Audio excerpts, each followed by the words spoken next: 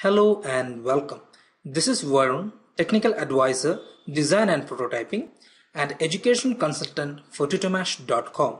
In this session, we will be learning how to prepare AutoCAD for your drawing.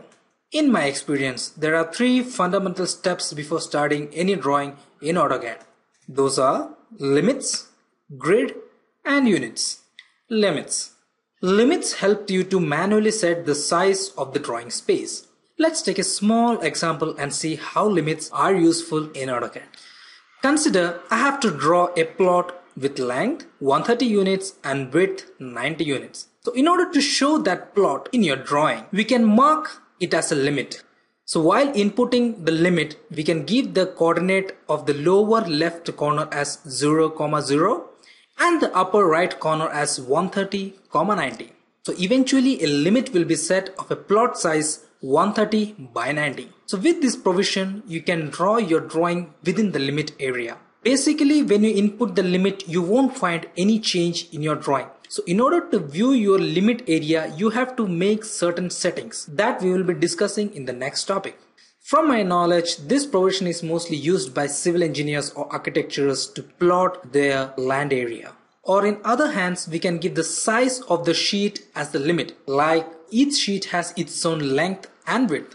So that length and width you can give as the limit. So while you are drawing anything, you can see actually how the drawing looks in the sheet. Grid mode. A rectangular pattern of lines or dots are literally known as grids. It obviously covers the entire XY UCS, that is the user coordinate system. It helps you to align the object and visualize the distance between them approximately. And the best part of grid is that they are not displayed while printing. The grid settings. This is basically the grid dialog box. On the top, we have the grid style. Grid style refers to the visual style of the grid. It can be either dotted or rectangle. Grid spacing shows the literal spacing between each grid. Now the value is given 1. So you can see that in the X direction, the grid increments at an interval of 1, again 1, again 1, again 1. So the points will be 1, 2, 3, 4, 5, etc. Similarly, in the Y spacing, it is 1, 2, 3, and 4, etc. So if you want to change this spacing, you can give the value in this option. Please note, when you give any value in the X spacing, automatically takes to the Y also. So both are tied to each other. Now major line every is another option to show your major lines. Now the value is given as 5. So that means at equal 5 intervals, a major darker line will be shown to you. Next is the grid properties. Grid properties helps you to adjust the grid behavior. The first one is adaptive grid. Adaptive grids helps you to work smoothly while you are designing. It automatically adjusts the grid when you are zooming in as well as zooming out. Allows subdivisions below grid spacing. So that means when you go on zooming in, subdivisions will be created again and again. In the previous topic, we have learned about limits. So this option helps you to view the limit. So that means when this option is checked, your grid will be infinite. And when this option is unchecked, the grid will be showing inside the limit. Follow the dynamic UCS. This option we use in three-dimensional designing. This option will help you to automatically align your grid according to your UCS. The units. Units are very essential and mandatory part of a drawing. You have to set your units before starting any drawing. It can be imperial or metric, but in AutoCAD there is nothing such called imperial or metric, but there are certain other terms which are related as decimal, scientific, architectural, and so on. It will also help you to change the angle type and insertion scale. These two options helps you to set the input precision. The lighting unit helps you to specify the intensity of the lighting. Now let's have a look of these options in AutoCAD. So as we have discussed, before starting your drawing, you have to set three fundamental parameters. The first one is limits. So to access the limit, you have to type LIM and press enter. Now you can see a bracket here with some values. This value shows the default value of the option. AutoCAD now asks to specify the lower left corner. So I will be inputting 0, 0 and press enter. So now AutoCAD is again asking to specify the upper right corner. Now the default value here given is 12,9. So I will change my value to 120,90. But the grid is showing infinitely. So in order to precisely align your grid inside your limit, we have to go for the second option, that is the grid. You can access the grid in the lower right corner from here. So it will be written grid mode. F7 will help you to make grid mode off and again on. When you right click on this option, you can get grid settings. In this grid setting, you can find the grid setting dialog box in this corner. As we have discussed, you can see the first grid style. This will help you to change between rectangular or dotted grid. So let me check this option 2D model space. That is, I want to show the dotted grid in my 2D model space and press OK.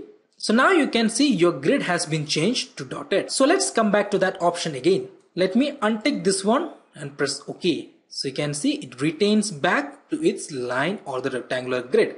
Let me go to the grid setting again. So the second option in the grid setting is the grid spacing. Grid spacing will help you to manually change the spacing between the grid. So now the spacing is given as 0.5. That means the grid is separated equally at 0.5 distance. So let me change this to 1 and press OK. So your grid has been changed with a distance of 1. Let me zoom into the origin and you can find each grid is separated by a distance of 1. When you further zoom in, you cannot find any grid coming inside. So that means these grids are equally separated at a distance of 1. Let me change the setting and give the spacing as 10 and let's see what happens. When you change X spacing, it will automatically change the Y spacing and press OK. So now you can see the grid has become large. So that means this one spacing becomes 10. So when you zoom out, you can see each grid is distributed at a distance of 10 along the X axis as well as on the Y axis. So let's go for the next option, that is the grid behavior. Grid behavior will help you to change the properties of the grid. The first one is adaptive grid.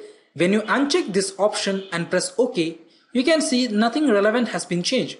But when you zoom out at a further distance, the grid will become invisible. That means it doesn't adjust the grid according to your view. So you have to make your adaptive grid on in order to get a smooth grid. So now you can see whenever you zoom out, it automatically adjusts with your model space. The next option is allow subdivision below grid spacing. This option will help you to insert subgrids among the grid spacing itself. So you can go infinitely inside and find more grids again and again. So the next option that we have to learn is display grid beyond limits. Hope you remember that we have set the limit just now. So now it's not visible here. So in order to show that area in a grid, you have to uncheck this option. This check option will make grid to show infinitely. That means it will display the grid beyond the limits. If you don't want to show your grid beyond your limits, you can uncheck this option and press OK. Now you can see your limit is been set according to your need. So your limit has been precised. Now you can draw your drawings according to your limit or the visual area. Meanwhile, you can again change your limit if you want. So let's access the limit command, that is LIM, and press enter. So the lower left corner it's asking, let me give it as 0, 0 again and press enter. And it's again asking the specify upper right corner. So now I will change the value from 120, 90 to some other value. Let it be 90, 50 and press enter. So now you can see your limit has been changed. So it's very interesting to toggle with tools in AutoCAD. So the next and the final setting that we have to make before starting any drawing in AutoCAD is units. The command for unit is UN and press enter. This will bring about the dialog box of unit. The first one is length type. In the length type, you can change between decimal to architectural, engineering, and so on. Basically, we change between architectural and decimal. Architectural unit helps you to input the values in feet and inches. So when you change your unit to architectural, you can see the sample output will become as feet and inches. And when you change to decimal, it will be changed to decimal values, that is meters, millimeters, or anything. The next one is angle type. Angle type will help you to change the angle input units between decimal degrees to gradients or radians and many more. So you can change according to your need. Normally we use decimal degrees The next one is insertion scale. Insertion scale will help you to scale the inserted object according to the unit which you are selecting here. And the lighting unit specify the intensity of light according to the standards. So now that you have done with the fundamental steps, you're ready for your drawing. So that's the end of this session. Hope you understood well. Keep posting your queries and feedback. And for more information, log on to www.tutormash.com. Thank you.